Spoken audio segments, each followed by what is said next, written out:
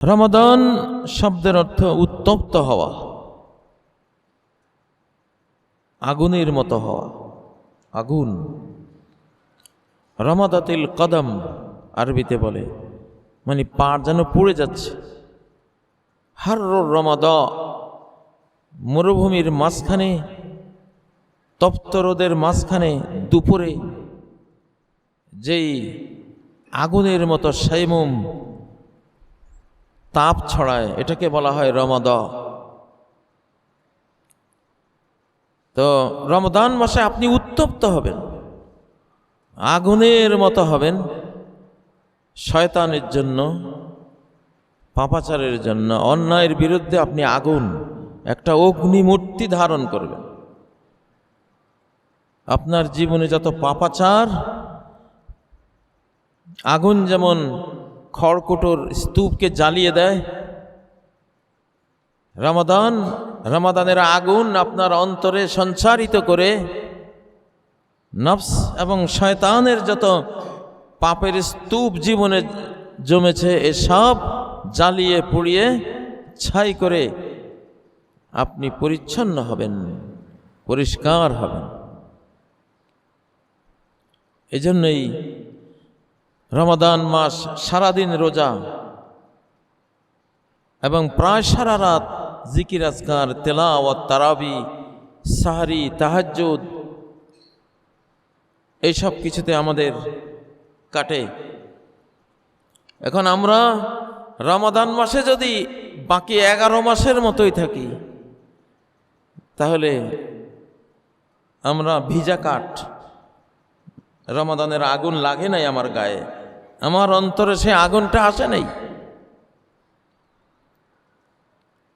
এই রমাদান মাসেই তো ইসলামের বিজয়ের প্রথম বদর যুদ্ধ সংগঠিত হয়েছে, এই মাসেই তো।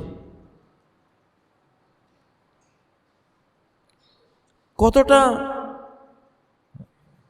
কষ্টের মাঝে মরুভূমিতে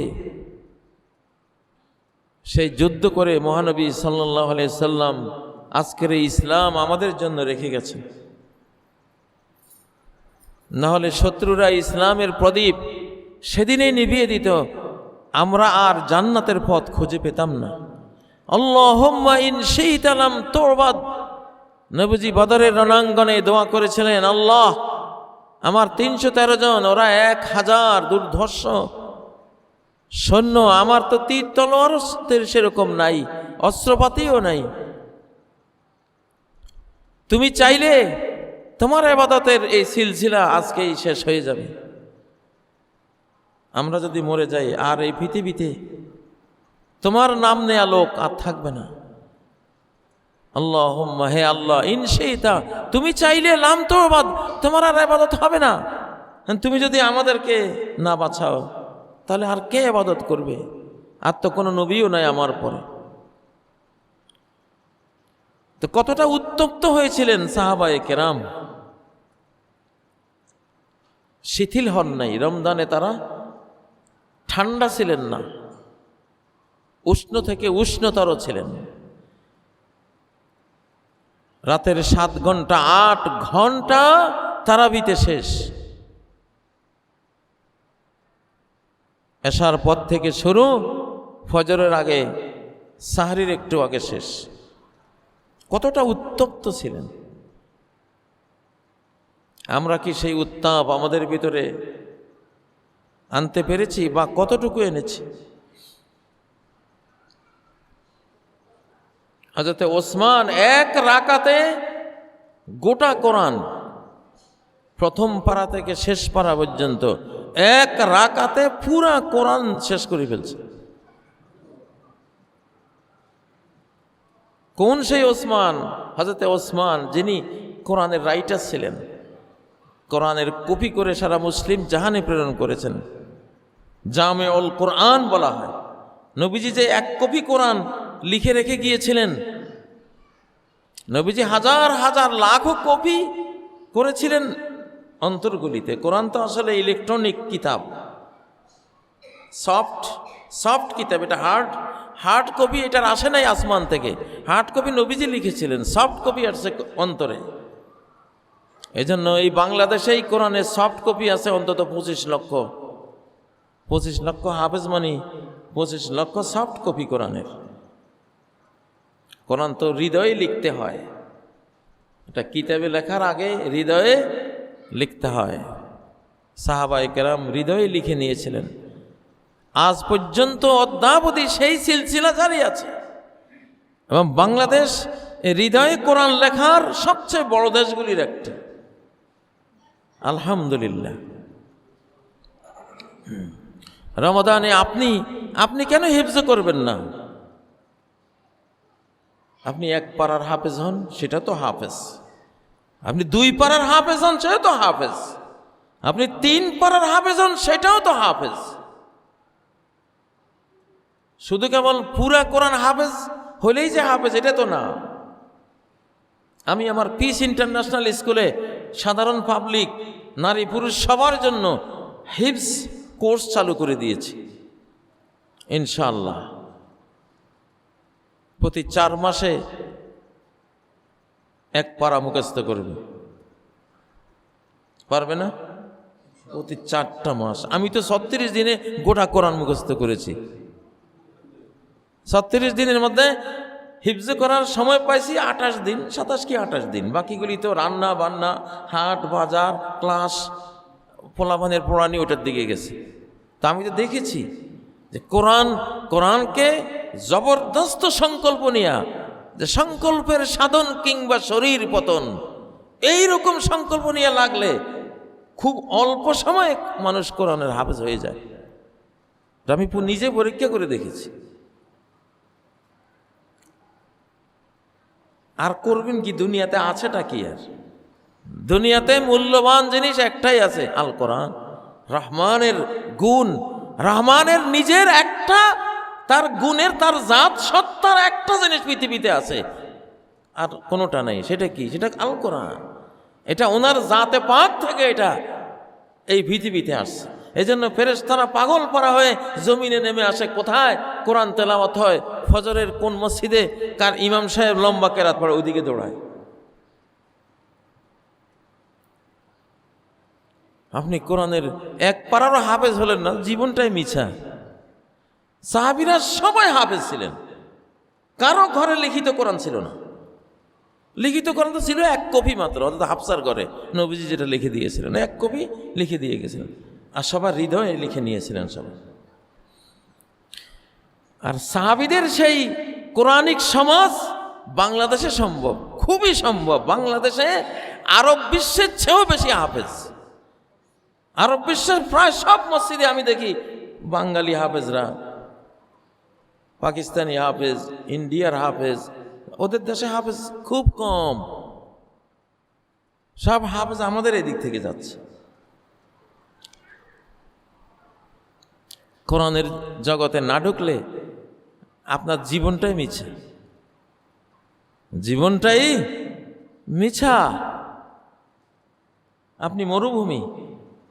আনতা জাআলাল কুরআনা রাবিআ কলবি, হে আল্লাহ, কোরআনকে আমার হৃদয় মরুর জন্য, আমার হৃদয়টা একটা সাহারা মরুভূমি, এখানে কোরআনের বৃষ্টি নাজিল করে তুমি একটা ঝর্ণা ধারা বইয়ে দাও, এটা সুজলা সুফলা শস্য শ্যামলা হয়ে যাক।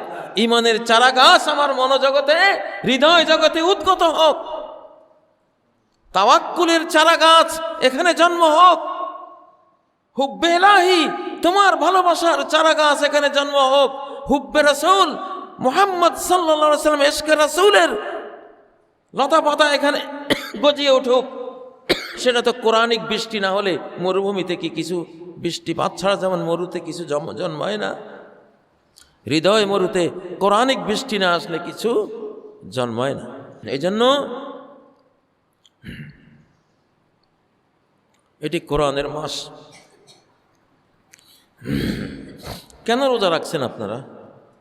রোজাদার ভাইয়েরা কেন রাখছেন? একটা এক্সাম্পল দিলে বুঝবেন। ডক্টর আপনাকে বলল কালকে আপনার ব্লাড টেস্ট, ইউরিন টেস্ট, আরো অনেক টেস্ট আছে, 12টা পর্যন্ত না খেয়ে আমার কাছে আসবেন ল্যাবে। 12টা পর্যন্ত না খেয়ে পানীয় পান করবেন না, খাদ্য খাবেন না, একদম পেট খালি ওই অবস্থায় আসবেন। আপনি 12টা পর্যন্ত না খেয়ে ঠিকই থাকলেন, কিন্তু ল্যাবরেটরিতে গেলেন না। ডক্টর ফোন করলো, কি ভাই আপনি কেন আজকে কি খেয়ে ফেলেছেন? না, তো আমি তো খাইনি, আমি 12টা পর্যন্ত না খেয়েছিলাম। তো আসলেন না যে? আচ্ছা, কালকে আসবো। কালকেও 12টা পর্যন্ত না খেয়ে থাকলেন, কারণ টেস্ট কিছু খেয়ে ফেললে আর টেস্ট করা যাবে না। কিন্তু কালকেও গেলেন না, কিন্তু না খেয়ে আসেন ঠিকই।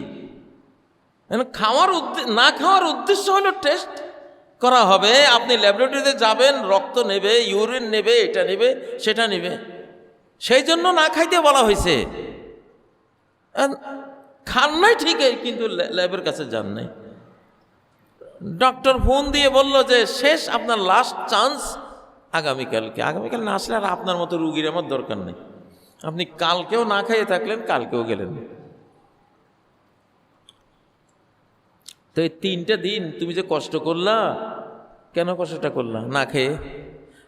টেস্টে যদি না করো তাহলে না খাওয়ার দরকারটা কি ছিল? আরে ভাই, না খাওয়ার তো এটা আল্লাহ তাআলা মূসা আলাইহিস সালামকে তাওরাত কিতাব দিবেন। ওয়া'আদনা মূসা 40 লাইলা, মূসাকে বলেছি তাওরাত কিতাব দেব।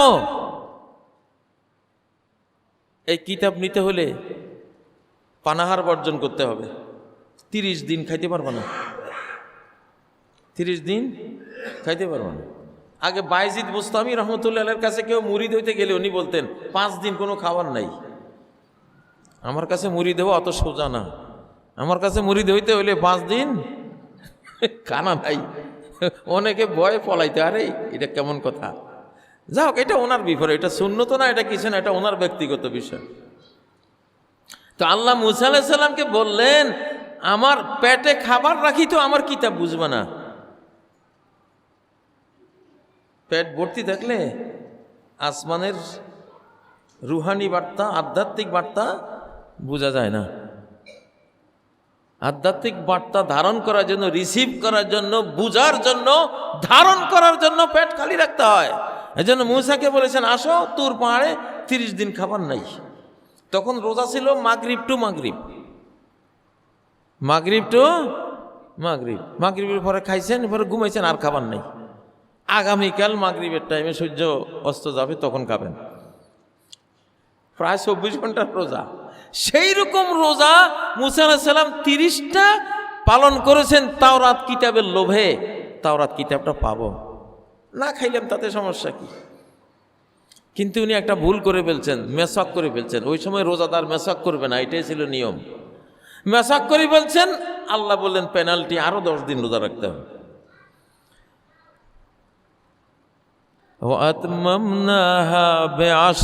আরো 10 দিলাম, 10 দিয়ে পুরা করলাম। ফাতাম্মা মিকাতু রাব্বিহি 40 লাইলা, 40 দিন রোজা, পেট খালি, ওই অবস্থায় তাওরাত কিতাব পাইছেন।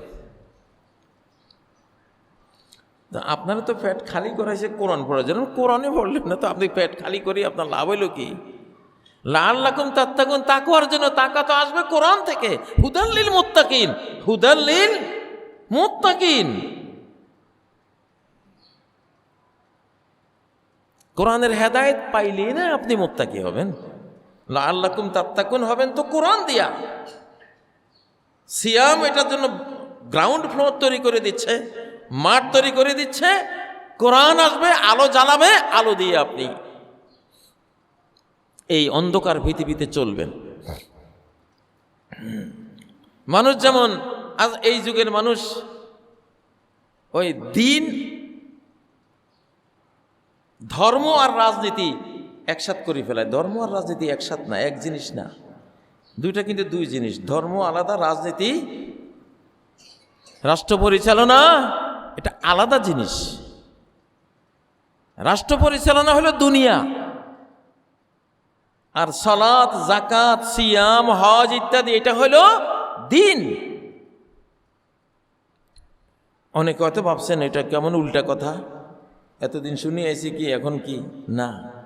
এটা আপনারা সাহাবীদের যুগে ফেরত গেলে বুঝবেন যে রাষ্ট্র পরিচালনাটা দুনিয়া, এটা দিন না। দিন হলো সালাত, সিয়াম, হজ, যাকাত, তেলাওয়াত, জিকির, ইস্তেগফার, তাহাজ্জুদ, হাজারো দিনের কাজ আছে। সাহাবীরা যখন আবু বকরের খেলাফতের মাসালাটা তাদের সামনে আসলো, তখন সাহাবীরা কি বললেন? রাদিয়াহু রাসূলুল্লাহ সাল্লাল্লাহু আলাইহি সাল্লাম আলাদিনা, রাসূল সাল্লাল্লাহু আলাইহি সাল্লাম এই আবু বকরকে আমাদের দ্বীনের নেতৃত্বের জন্য পছন্দ করে গেছিলেন ওনার জীবদ্দশায়। কখন? তিনি অসুস্থ ছিলেন, সালাতকে পড়াবে, ইমামতকে করবে। তিনি বলেছিলেন মুরু আবা বকরিন ফালিয়ুসাল্লি বিন-নাস।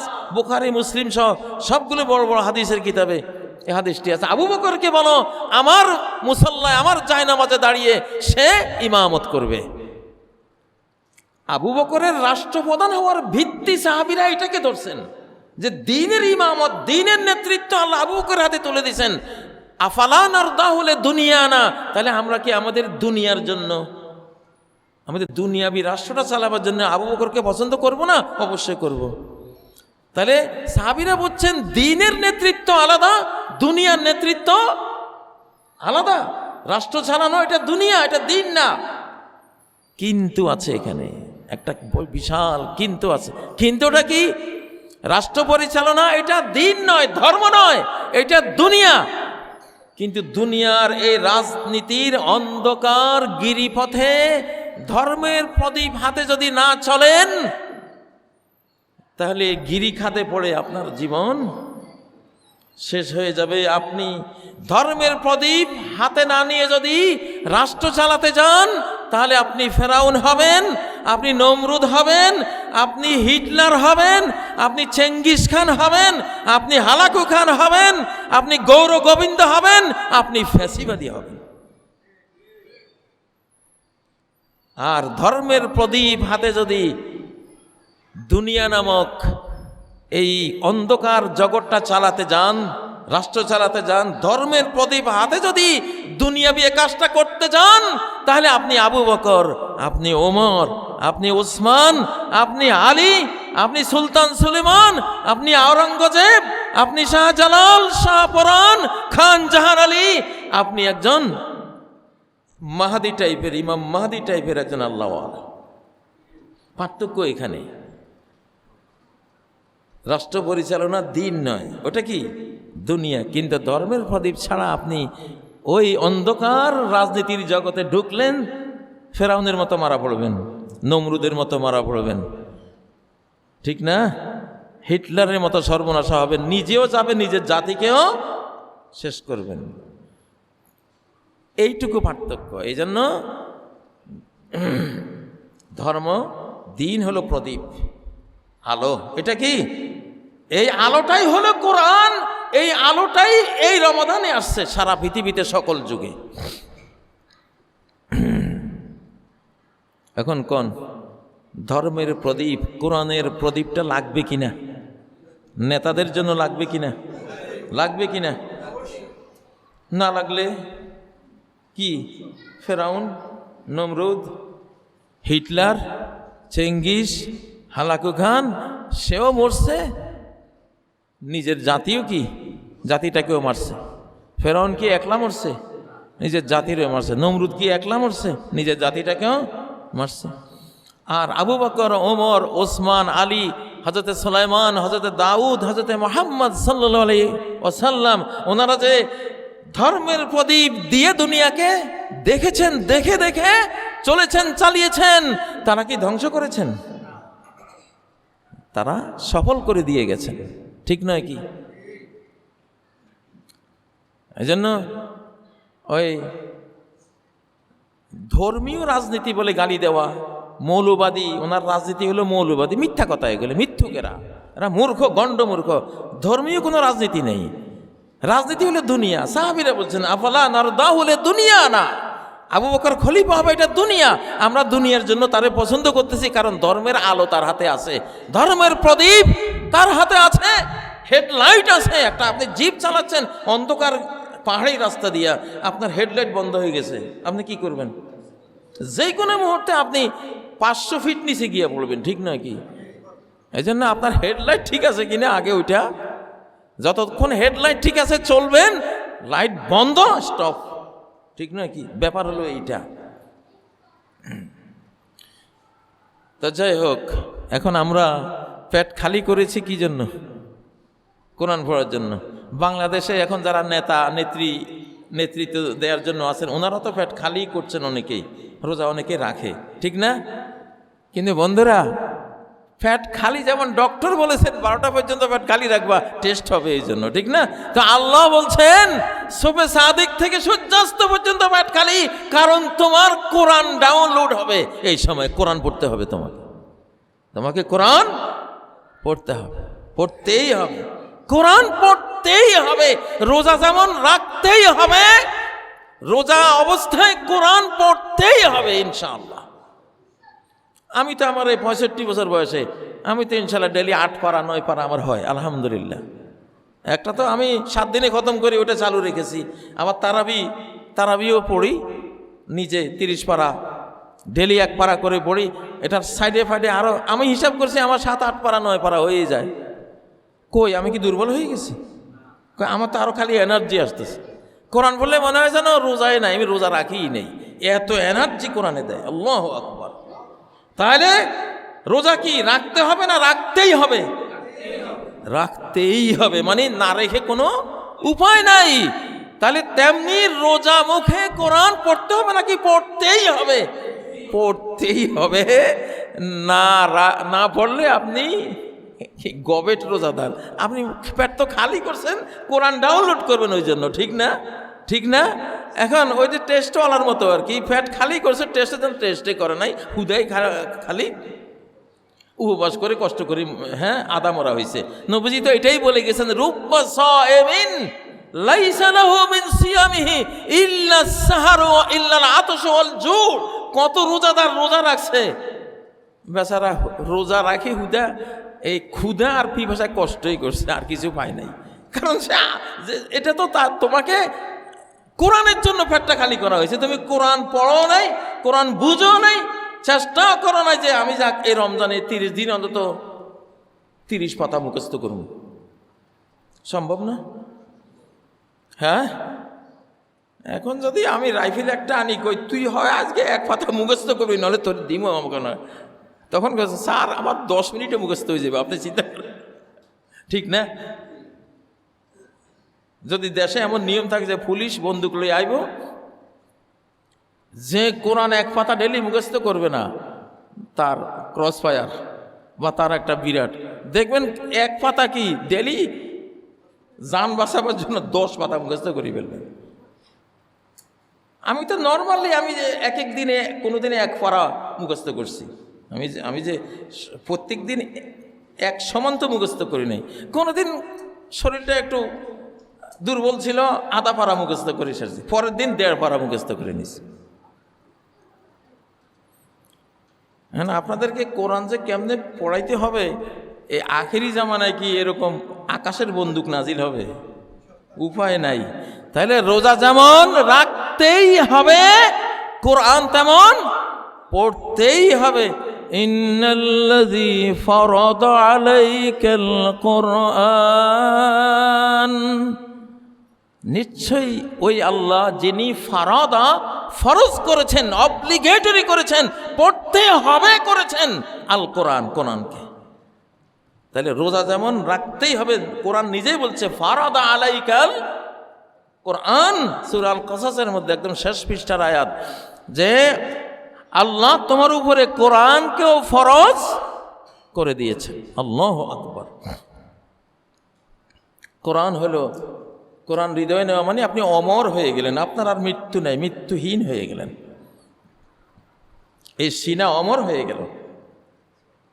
কত হাফেজ আছে লাশ খায় না মাটি, কত হাফেজের লাশ বের হয় দুনিয়াতে লাশ সহ অক্ষত। বাংলাদেশে এরকম কত ঘটনা ঘটেছে। ওই যে ইন্দোনেশিয়ায় 8 বছর আগে এক হাফেজের মৃত্যুদণ্ড দিয়ে দাফন করছে, 8 বছর পরে ময়না তদন্তের জন্য কবর খুঁড়ে দেখে আস্ত জিন্দা লাশের মতো, একবারে কাপনের কাপড় শুদ্ধা জিন্দা। বাংলাদেশে খুলনার মৌলানা আব্দুল আলিম রহেমাহুল্লাহ 5 বছর মৃত্যুর 5 বছর পরে ওনার লাশ কবর ভেঙে গেছে বর্ষাকালে, দেখে যে একেবারে কাপনের কাপড় শুদ্ধা অক্ষত লাশ বেরিয়ে আসছে। উনি সারাদিন কোরআন পড়তেন, জান্নাতের আয়াত পড়লে হাসতেন, জাহান্নামের আয়াত পড়লে কাঁদতেন। একলা নামাজ পড়লে, ফজর নামাজ পড়লে ইমামের মতন শত আয়াত দিয়ে লম্বা করে পড়তেন। সে মানুষটা মারা গেল, 5 বছর পরে লাশটা কবর ভেঙে বেরিয়ে আসলে একদম অক্ষত। এই জন্য রমজান মাস কোরআনের মাস। ইমাম বুখারী হাদিসের ওস্তাদ, রমজান মাসে হাদিসও পড়তেন না উনি, প্রতিদিন 1 খতম, প্রতিদিন 1 খতম দিতেন, 30 দিনে 30 খতম। ইমাম শাফি রহমতুল্লাহ আলাই, উনি আইন শাস্ত্রের বড় ইমাম ছিলেন, রমজানে ওইটা বাদ প্রতিদিন 2 খতম। মিশরে ওনার কবর, আজহার বিশ্ববিদ্যালয়ের আশপাশে ওইদিকে, প্রতিদিন 2 খতম, 30 দিনে কত? 60 খতম। এরা কি মানুষ ছিল? মানুষই তো, এরা তো জিব্রাইল ছিল না কেউই, আমাদের আপনাদের মতো এই ভাত রুটি খাওয়া মানুষই তো ছিল। তো তারা পারলে আমি কি 1 খতমও দিতে পারবো না? উনি 60 খতম দিলেন, আমি 1 খতমও পারবো না, এটা কেমন কথা? আসলে ইচ্ছা থাকিলে উপায় হয়। এখন ভাই, আমি যে বন্দুকের কথা বলছি, বন্দুক নিয়ে বুকে ধরলে আপনি 10 মিনিটে 1 কথা মুখস্থ করে দিবেন। এই বন্দুক কিন্তু কবরে রেডি আছে, কবরে মুগুর, লোহার মুগুর। যখন কবরে প্রশ্ন উত্তর পারবে না, তোমার সোর্স অফ নলেজ কি? যে বলবে সোর্স অফ নলেজ আমার কোরআন ছিল, আমি কোরআনের ছাত্র ছিলাম, তাকে জান্নাতি লেবাস, জান্নাতি ফরশ, জান্নাতের দিকে গেট নির্মাণ করে তার সাকসেসের ঘোষণা আল্লাহ থেকে আল্লাহ দিয়ে দিবেন।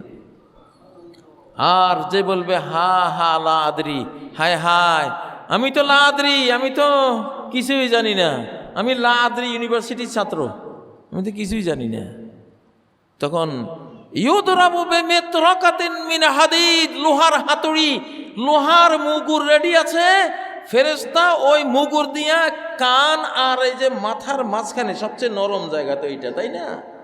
এখানে বড় আঘাত খাইলে মানুষ বাঁচে না, এই জায়গায় ইউদরাবু বিমিতরাকাতিন মিন হাদিদ, এমন মারবে, লাউ দুরিবা বিহা জাবালুন লাসারা তুরাবা, কোন পাহাড়কে ওই হাতুড়ি মুগুর দিয়ে মারলে পাহাড় মাটি হয়ে যেত। কারা কারা রাজি আছেন এই মুগুরের, ফেরেশতার লোহার মুগুরের বাড়ি খাওয়ার? উপায় আছে? কোরআন না পড়ে উপায় আছে? কোনো উপায় নেই। বাড়িতে গিয়ে সোজা কোরআন নিয়ে বসবেন। আমরা তো আলহামদুলিল্লাহ, আমরা যে গাড়িতেও কোরআন, বাজারে হাঁটতে গেলেও কোরআন পড়ি, ঘরে কথা কেউ বলতে গেলেও এরা থামাই দিয়ে কোরআন পড়ি। আমাদের তো বিনোদন, এটা হলো মূল বিনোদন, এটা মানুষের জীবনের আত্মার বিনোদনের, রমজানের বিনোদন তো এটাই, কোরআন দিয়ে। রমজানে বসে বসে মোবাইলে আপনি একটার পর একটা, এই যুগের মোবাইল তো হলে মৃত্যু তুল্য, কারণ মোবাইলের সিরিয়ালের ঘটনার কোনো শেষ নাই, লাখ লাখ ঘটনা একটার পর একটা, আপনি 24 ঘন্টা দেখেও আপনার শেষ হবে না, ঠিক না? এই জন্য এই মোবাইলের খাদে যে পড়ছে ও মরছে। যদি আল্লাহর কোরআনটা পড়তেন। দেখুন বাংলাদেশে আগামীকালকে কি হবে, সামনের 6 মাসে কি হবে, সামনের 1 বছরে কি হবে, এরপরে কি হইতে পারে, সারা বিশ্বে কি হবে, আপনি কি জানেন? জানেন না, কিন্তু কোরআনে আছে, কোরআনে সব আছে। আপনারা আগামীকাল কি হবে কোনো মোবাইলেও বলতে পারবে না। তো কোরআন তো হলো সর্বোত্তম ইনফরমেশন বুক। এই মোবাইলের চেয়ে ট্রিলিয়ন গুণ বেশি ইনফরমেশন বুক হলো কি? কোরআন। কোরআনের জগতে একটু ঢুকেন, দেখবেন যে কিভাবে আপনি কি ছাতার মাথালয় পড়িয়াছি আমরা এই মোবাইল সোবাইল এগুলি নিয়ে। মোবাইল দরকার ঘন্টাখানিক, আধা ঘন্টা। মোবাইল যিনি বানাইছে উনি ডেলি 5 থেকে 15 মিনিটের বেশি জীবনে ব্যবহার করেন না। এটা এত খারাপ জিনিস। মোবাইল যে বানাইছে সে, এমন তার শোয়ার রুমে কোনোদিন মোবাইল সে রাখে নাই, দূরে রাখছে। সে জানে এটা কি খারাপ জিনিস, কতটা ক্ষতি করে মানুষের। এই জন্য সে এটা করছে। কিন্তু আমরা তো আমাদের পকেটে নিয়ে আমরা ঘুমাই। দয়া করে রমাদান মোবাইলের জন্য না, রমাদান কোরআনের জন্য। রমাদান আমাদের পাশবিক আনন্দের জন্য না, আধ্যাত্মিক আনন্দের জন্য। আপনাকে যে রাত্রে আল্লাহর সামনে 20 রাকাত নিয়ে দাঁড় করিয়ে দেয়া হয়, এটা হলো আল্লাহর কাছে আল্লাহর সাথে ঘনিষ্ঠ হন আপনি। আল্লাহই বন্ধু, কোনো বন্ধুই টিকবে না এই পৃথিবীতে। আপনার কবর পর্যন্ত বহু বন্ধু, কোটি বন্ধু, 100 কোটি বন্ধু থাকতে পারে, কিন্তু 1 বিঘত মাটির নিচে যাওয়ার পরে বা মাটির ওই যে গর্তের কাছে নেওয়ার পরে দেখবেন যে সব বিদায়ের জন্য রেডি, ঠিক না? কিন্তু আল্লাহ তো বিদায় নেবেন না। আল্লাহ বরং আসল ওনার বন্ধুত্ব শুরু করবেন, যে হ্যাঁ বন্ধুরে, তোর এখন আর কেউ নাই, আয় তা আমি তো তোরে বলবো না, তোর এখানে কি লাগবে, কি সুখ দিতে হবে, শান্তি তোর দেওয়া লাগবে, আলো লাগবে, তোর এখানে বাতাস লাগবে, তোর এখানে জীবন ধারণের ওরকমই তো তুই একটা জীবন নিয়ে এসেছিস। মানুষ মরে গেলে কিন্তু মরে যায় না। মরা কি শেষ হয়ে যাওয়া? মানুষের মৃত্যুই মানুষ বুঝে না মৃত্যু কি জিনিস। মৃত্যু হলো শুধু এক জায়গা থেকে আরেক জায়গায় চলে যাওয়া, ট্রান্সফার। ইন্তেকাল মানে ট্রান্সফার হয়েছে। ইন্তেকাল মানে এক জায়গা থেকে আরেক জায়গায় গেছে। এই আপনার লাশ যখন খাটে আছে, আপনার রুটাও এখানে আছে, সে সব দেখে। কে আপনার লাশটাকে একটু দেখতেছে, কেউ একটু দোয়া দিচ্ছে, সে ওটাও দেখে, কেউ একটু ধোয়াইছে তারও দেখে। আপনি দেখবেন, আপনি যেদিন মরবেন আপনি দেখবেন যে আপনার স্ত্রী, আপনার ছেলে, আপনার মেয়ে, আপনার শুভানুধ্যায়ী বন্ধু সার্কেল আপনাকে নিয়ে কেউ চোখের পানি মুছতেছে, আপনি সব দেখবেন, সব দেখবেন। এটা আধুনিক বিজ্ঞানেও এখন প্রমাণ হয়ে গেছে। 7-8 ঘন্টা পর্যন্ত ব্রেইনও তো সতেজ থাকে, ব্রেইনও পুরা মরা, মৃত্যু তার ব্রেইনের মধ্যে আসে না। 7-8 ঘন্টা ব্রেইনও জীবিত থাকে। এবং হাদিসে যেটা বলা হয়েছে যে আপনি সব দেখবেন, সব শুনবেন, শুধু রিপ্লাই দিতে পারবেন না। বদরের যেই নিহত কাফেরদের 24 জনের লাশ বদরের কুফের নিচে ফেললেন, আর নবীজি বললেন, হাল ওয়াজাদতুম মা ওয়াদা রাব্বুকুম হাক্কা। ও আবু জাহাল, ও বেঈমানরা, আমি যে বলতাম যে আল্লাহই হলেন মাবুদ, ওনাকে যদি ইবাদত না দাও, ওনাকে অমান্য করো, তাহলে ভয়ঙ্কর আযাবে পতিত হবা। কি আমার সেই ওয়াদা এখন তোমরা সত্য পেয়েছ? ওমর সাইড থেকে বলেন, ইয়া রাসূলুল্লাহ, মা তুকাল্লিমু মিন আজসাদিল্লাহ আরওয়াহা লাহা। আপনি এমন সব লাশের সাথে কথা বলছেন যাদের কোনো আত্মা নাই। নবীজি বলেন, ও আইমুল্লাহি মা আনতুম বিআসমা লিমা আকুলু মিনহুম। আল্লাহর কসম, আমার কথা তোমরা যা শুনতেছো ওরা তার চেয়েও বেশি শুনতেছে। তোমরা ওদের চেয়ে বেশি শুনতেছো না আমার কথা। তারা এত ক্লিয়ার শুনতেছে, শুধু রিপ্লাই দিতে পারবে না, কারণ সিস্টেম শেষ। অনুমোদন, রিপ্লাই দেওয়ার, একজনের কথা শুনে কথা বলার সেই পারমিশন আর নাই। শুধু এইটুকু পার্থক্য। প্রিয় ভাইয়েরা, অতএব বন্ধু আল্লাহই, আপনার আর আল্লাহ ছাড়া কেউ বন্ধু নেই। আমরা আল্লাহর ফকির। কার ফকির? আনতুমুল ফুকারাউ ইলাল্লাহ। তোমরা ফকির কার? মায়ের ফকির না। মা ছাড়াও মানুষ দুনিয়াতে আইছে। আদম আলাইহিস সালাম মা ছাড়া আইছে না? হ্যাঁ, বাপেরও ফকির না তুমি, বাপ ছাড়াও কেউ কেউ আইছে কি না? কে আইছে? ঈসা আলাইহিস সালাম, ঠিক না? মাও নাই, বাপও নাই, এরকমও তো আইছে। কে আইছে? আদম নিজে আইছে। মাও নাই, বাপও নাই। বেহেশতের মধ্যে যে আপনার জন্য হুরি বানাবে আল্লাহ তাআলা, স্ত্রী বানাবে, ওদের মাও নাই, বাপও নাই, আল্লাহ তাআলা ফুলের ভিতর থেকে বানাই আপনারা দেবে। আচ্ছা, তা আপনি মায়ের ফকিরও না, বাপের ফকিরও না, বন্ধুর ফকির না। বন্ধু না হইলেও চলবে, আপনি ফকির কার? আল্লাহর। আল্লাহ না হইলে দুনিয়াতে সবাই মনে করে আমি অপরিহার্য। নো, কিসের আপনি অপরিহার্য? ফ্যাসিবাদীরা যতদিন ছিল ওরা ভাবছে আমি অপরিহার্য, আমি ছাড়া এই বাংলাদেশ ভালো চলবে না। ও তুমি চলে গেছো, কি হয়েছে?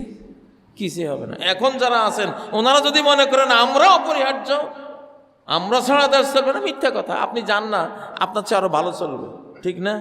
এই পৃথিবীতে কেউ, আমরা কেউ কিনা বাপ যদি মনে করে আমি অপরিহার্য, এইটাও মিছা কথা। আল্লাহই অপরিহার্য, তুমি অপরিহার্য না। বহু বাপ মরা সন্তান বাপ থাকলে যত ভালো ছিল, বাপ মরার পরে তার চেয়েও আরো ভালোভাবে আল্লাহ পালছেন না? সাদ্দাদের তো মাও ছিল না, বাপও ছিল না, আল্লাহ কি পালাটা পালছে, শেষ দুনিয়াতে বেশ তো বানাইছে। কি পালাটা পালছে আল্লাহ, মাও নাই বাপও নাই। দুনিয়াতে কেউ অপরিহার্য না। কাজী সাহেব যদি মনে করে কাজী সাহেব মসজিদের খতিব অপরিহার্য, হয়তো আমি চলে গেলে এমন একজন খতিব আসবে আমার চেয়ে 1000 গুণ পাওয়ার, ঠিক না? আমরা কেউই কি না অপরিহার্য না। অপরিহার্য কে? জোরে বলেন কে? আল্লাহ অপরিহার্য। উনি নাই তো জগৎটাই নেই, উনি তো নাই হবেন না, এই জন্য উনি আছেনই, উনি অপরিহার্য। স্ত্রীর জন্য স্বামীও অপরিহার্য না, কারণ স্বামীটাও তো দিছে কে? আল্লাহ, যিনি অপরিহার্য তিনি দিচ্ছেন। অনেক স্বামী মরা স্ত্রী স্বামীর সব সুন্দরভাবে দুনিয়াতে চলেছে, ঠিক না? হযরত আয়েশা নবীজির স্ত্রী, নবীজি চলে গেছেন, আয়েশা কি মরে গেছেন? নবীজির পরে বহু বছর পর্যন্ত বেঁচে ছিলেন না? তো এরকম এই পৃথিবীতে আল্লাহ ছাড়া কোনো কিছু অপরিহার্য না, কেউই অপরিহার্য না। এইটা বুঝলে পৃথিবীতে কোনো জুলুম হইতো না। এই শুধু একটা কথা, সব শাসকরা শাসক হয়ে মনে করে আমি অপরিহার্য, আমি ছাড়া তো আমি এই দেশের এই করছি সেই করছি। অতীতে যারাই নিজেদেরকে অপরিহার্য ভাবছে, ওরা দুনিয়া থেকে যাওয়ার পরে এই জাতি আলহামদুলিল্লাহ পড়ছে, ঠিক না? আলহামদুলিল্লাহ পড়ছে যে বাইসে গেলাম। তোমার থাকা অপরিহার্য ছিল না, যাওয়াটাই অপরিহার্য ছিল, ঠিক না? তাহলে অপরিহার্য কে এই পৃথিবীতে? যিনি পৃথিবী বানান, যিনি পৃথিবীকে বাঁচান, যিনি আমার প্রতি সেকেন্ডের জীবন সাপ্লাই করেন, প্রতি সেকেন্ডে যা লাগবে, যত অক্সিজেন লাগবে, যত ব্লাড লাগবে, যত কিছু লাগবে, যিনি যা দেন, এটা দেন, তিনি হলেন আমার জন্য কি? এখন এই রমজানে আমাদের এই আল্লাহ প্রাপ্তি হইতে হবে। কি হইতে হবে? আল্লাহ প্রাপ্তি। দুনিয়া বহুত পাইছি ভাই, এই খড়কুটা দিয়ে করবেনটা কি? আমার হলো হিন্দু খ্রিস্টানরা বলে ঈশ্বর প্রাপ্তি, ওরা ঈশ্বর প্রাপ্তির জন্য বন জঙ্গলে চলে যায়, বনবাসে যায়, ঠিক না? খ্রিস্টানরা গির্জা চলে যায়, ওরা ঈশ্বর প্রাপ্তি। ভুল পথে, কিন্তু মানুষকে আল্লাহ ইবাদতের জন্য যেহেতু বানাইছে, ইবাদতের একটা শক্তি তার ভিতরে থাকবেই। পৃথিবীতে এমন শহর পাবেন যে শহরে একটা সিনেমা হল নাই, কিন্তু পৃথিবীতে এমন একটা শহরও পাবেন না যেখানে একটা ইবাদতখানা নাই। কোনো না কোনো ধর্মের ইবাদতখানা। অ্যাপস্টাইন দ্বীপ, সেখানেও একখানা ইবাদতখানা পাইছে। ওই যে দ্বীপের মধ্যে মেয়েদের গোস্ত খাইতো দুনিয়ার সন্ডারা, সেখানেও একটা মন্দির পাওয়া গেছে, ঠিক না? এজন্য দুনিয়া কেন পাওয়া যায়, ইবাদতখানা কেন পাওয়া যায়? কারণ ওমা খালাকতুল জিন্না ওয়াল ইনসা ইল্লা লিয়াবুদুন, ইবাদতের জন্যই তো তোমারে বানাইছি। এখন আমারে যদি তুমি ইবাদত না দাও, তাহলে গোবরকে হইলেও ইবাদত দিবা, শিবলিঙ্গরে হইলেও ইবাদত দিবা, ঠিক না? তুলসী গাছের ইবাদত দিবা, আমারে হারাইলে ইবাদত দিবেই তুমি। কাউকে না কাউকে তুমি দিবাই, এটা তোমার নেচার, এটা দিয়ে তোমারে বানাইছি আমি। যাই হোক, তাহলে রমজানের সবচেয়ে বড় হলো আসসামু লি ওয়া আনা আজজি বিহি ওয়া আনা উজ্জা বিহি। সিয়াম আমার জন্য, আমি খাই না তুমিও খাও না সেই জন্য, আমি পান করি না তুমিও পান করো না সেই জন্য, আমার কোনো স্ত্রী নাই তুমি স্ত্রী বর্জন করেছো বা স্ত্রীর স্বামী বর্জন করেছে সেই জন্য। তাহলে সিয়াম দিয়ে তো তোমার জীবনে আল্লাহ প্রাপ্তি হয়েছে কিনা এটাই তোমার চাওয়া পাওয়া, নাকি? যে আল্লাহর জন্য সিয়ামটা পালন করলাম, আমার জীবনে সেটাই তো সবচেয়ে বড় চাওয়া পাওয়া। সেটা হয়ে গেলে আল্লাহ তাআলা আমার সব গুনাহ ক্ষমা করে দেবেন, রহমতও দেবেন, আমি কদরের রাতও পেয়ে যাব। আমি রমজানে যারা জাহান্নাম থেকে মুক্তি পেয়ে গেছে আমি সেটাও পেয়ে যাব। আমি সবই পাইলাম। যে আল্লাহরে পাইল, মাল্লাহুল মাওলা ফালাহুল কুল, যে আল্লাহরে পাইল সে সকল কিছু পাইল। আর যে সব কিছু পাইল শুধু আল্লাহরে পাইল, সে কিছুই পাইল না। সর্বহারা ফেরাউন, সর্বহারা নমরুদ, সর্বহারা আদ জাতি, লুত জাতি, এগুলি হয়ে গেল। তো আল্লাহর ওয়াস্তে আর কয়টা দিন, এই তো আর ধরে রাখতে পারবেন না। ওই বাজারে গিয়া নারী পুরুষের ঢলাঢলির ভিতরে এই রমজানকে অপমান করেন না। সাহাবীরা রমজান যত শেষ হয়ে যাওয়ার অবস্থা হইতো, তত সংসার ত্যাগ, বাজার ত্যাগ, সমাজ ত্যাগ করে সবাই মসজিদে ইতিকাফ। আর আমরা রমজান যত শেষের দিকে আসে, তত রমজানের সব শিক্ষা, রোজার শিক্ষা, কোরআন সব বাদ দিয়া সব বাজারে। রমজানের শেষ ভালো যার আর শেষ খারাপ যার, সব খারাপ তার। টুকটাক কেনাকাটা থাকলে ওই এক্ষুনি সারি ফেলেন। সেরা রমজান যত শেষ হবে তত কোন দিকে? ইউনিভার্সাল ট্রেড সেন্টার, মহাজাগতিক জান্নাত বেচাকিনির সেন্টার এটা। রমজানে কোনো ব্যবসা, দুনিয়ার ব্যবসা করলে লাভ করলে কোনো লাভ, ওটা লস। ওটা কি খড়কুটার ব্যবসা? লস। এখানে তো স্বর্ণের বিল্ডিং, রূপার বিল্ডিং বেচাকিনি হবে। রমজানে তো জান্নাতুল ফেরদাউসের বেচাকিনি হবে। রমজানে তো দুধের নদী, মধুর নদী, শরাবান তহুরার নদী, হ্যাঁ, এগুলির বেচাকিনি হবে। এগুলির বেচাকিনি তো হয় এখানে, এই মসজিদে। কোথায়? এই জন্য যারা স্মার্ট, যারা বুঝদার, তারা রমজানের এই ট্রেড গুরুত্বটা বুঝে, ব্যবসায়িক গুরুত্বটা বুঝে। রমজান যত শেষ হবে তত তারা কোন দিকে আসবে? মসজিদে। আর যারা বোকা গবেট, ওরা রমজান যত শেষের দিকে যাবে, ওরা তত মার্কেটের দিকে যাবে, যাইয়া সব হারাবে। আল্লাহ তাআলা তৌফিক দেন আমাদেরকে, রমজানের গুরুত্ব বোঝার তৌফিক দেন। রমজান পার হয়ে গেল অথচ আমাদের গুনাহ ক্ষমা হলো না, তাহলে নবীজি আর জিবরাইল আমিন যে বদদোয়া করে গেছেন সে ধ্বংস হোক, ধ্বংস হয়ে যাবে। অপরিহার্য যে আমাদের ক্ষমা পেতেই হবে, রোজা রাখতেই হবে, কোরআন পড়তেই হবে, ক্ষমা পেতেই হবে, কোনো উপায় নেই। আকুলু কওলি হাযা ওয়া আস্তাগফিরুল্লাহ লি ওয়া লাকুম ফাস্তাগফিরুহু ওয়া তুবু ইলাইহি ইন্নাহু হুয়াল গফুরুর রহিম। আলহামদুলিল্লাহিল্লাযী কাররামানা বিল কুরআন ওয়া শাররাফানা বিরমাদান ওয়া আথরানা ও আগনানা বিল আর রহমতি ওয়াল গুফরান। সুম্মা আম্মা বা'দু ফাআউযু বিল্লাহি মিনাশ শাইতানির রাজীম। বিসমিল্লাহির রহমানির রহিম। ইন্নাল্লাহা ওয়া মালাইকাতাহু ইউসাল্লুনা আলান নবী ইয়া আইয়ুহাল্লাযীনা আমানু সাল্লু আলাইহি ওয়া সাল্লিমু تسليما اللهم صل وسلم وبارك على محمد وعلى آل محمد كما صليت وسلمت وباركت على إبراهيم وعلى آل إبراهيم إنك حميد مجيد عباد الله اتقوا الله عباد الله اتقوا الفواحش ما ظهر منها ما بطن। রোজাদারগণ, আল্লাহকে ভয় করুন, পাপাচার বর্জন করুন। রোজা মানে কি? আল্লাহর নিষিদ্ধ জিনিস বর্জন করা।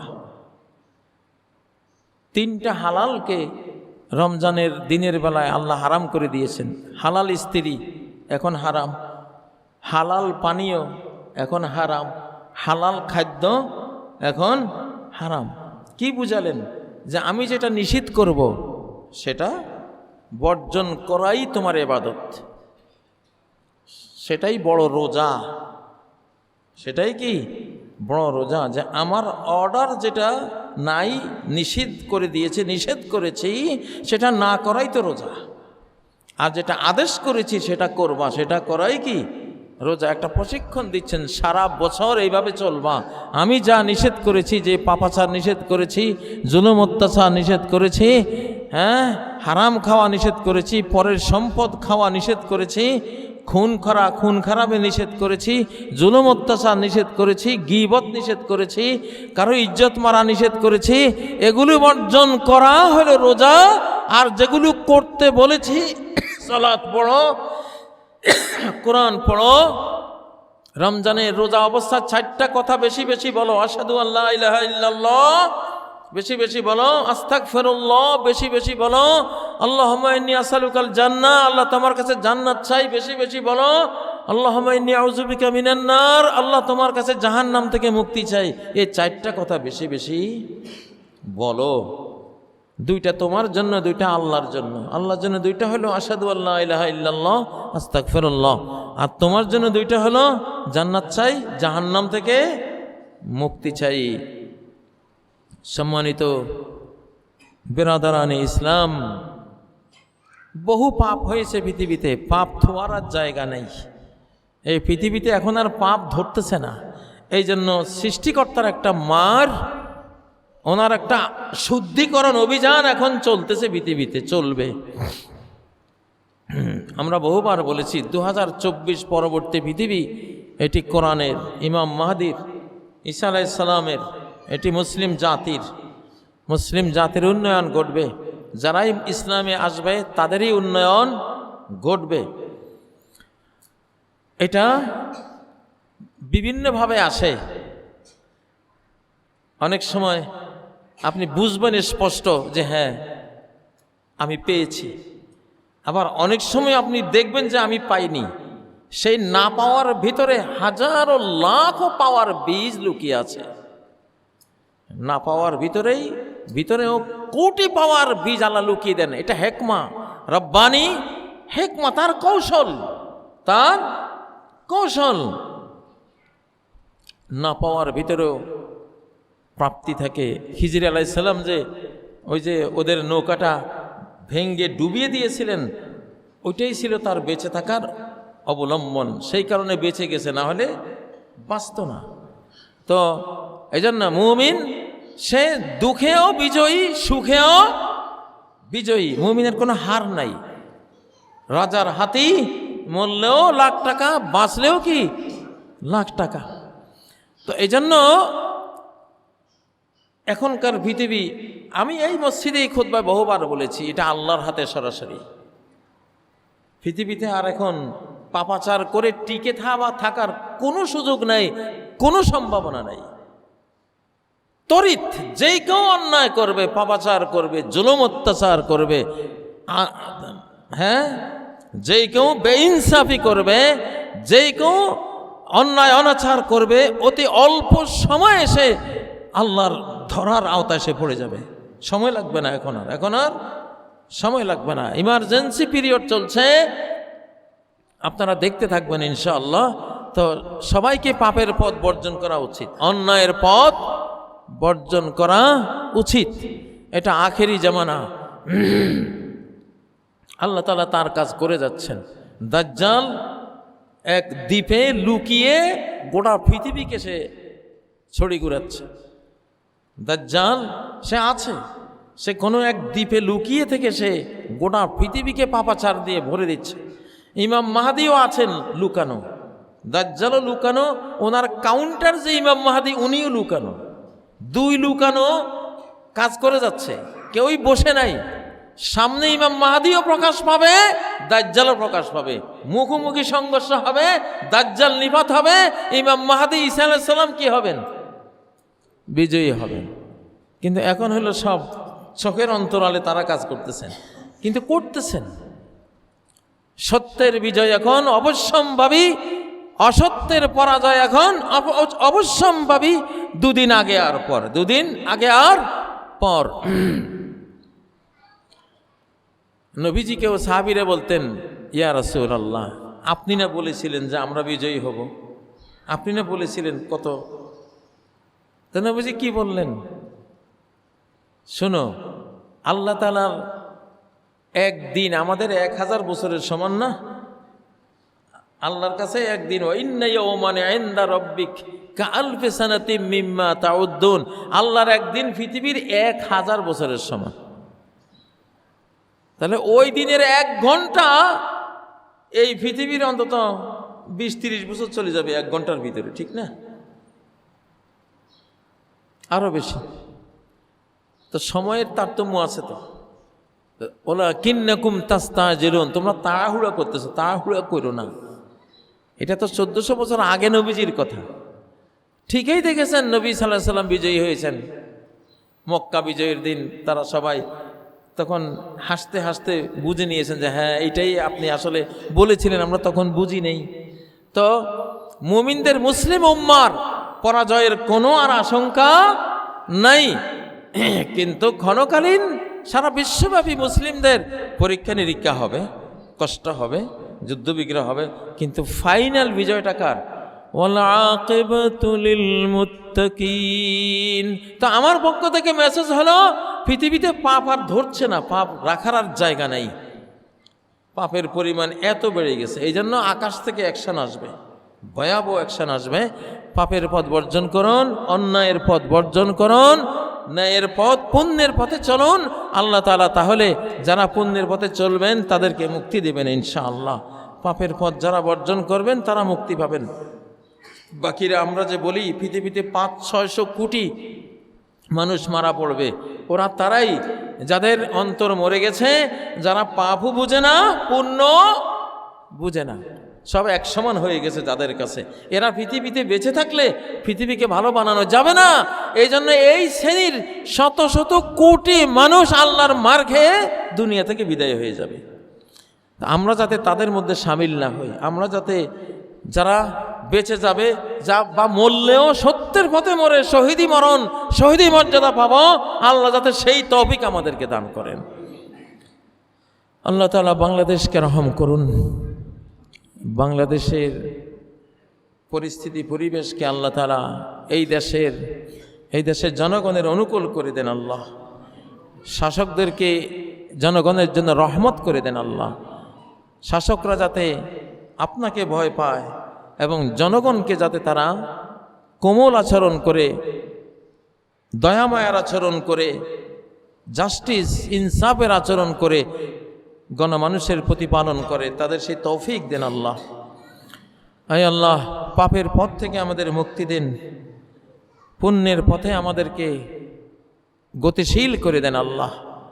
রমজানে যে উত্তপ্ত হওয়ার কথা পুণ্যের পথে, সেই গতিশীল উত্তপ্ত হওয়ার আমাদের সবাইকে তৌফিক দান করেন আল্লাহ। আমাদের মা বাবাকে ক্ষমা করেন, আমাদের দাদা দাদি নানা নানিকে ক্ষমা করেন, জিন্দা মুর্দা সকল মুমিন মুমিনা মুসলিম মুসলিমাকে ক্ষমা করেন। আউযু বিল্লাহি মিনাশ শাইতানির রাজীম। বিসমিল্লাহির রহমানির রহিম। ইন্নাল্লাহা ইয়া'মুরু বিল আদলি ওয়াল ইহসান وإيتاء ذي القربى وينهى عن الفحشاء والمنكر والبغي يعظكم لعلكم تذكرون واذكروا الله يذكركم وادعوه يستجب لكم ولذكر الله أكبر والله يعلم ما تصنعون.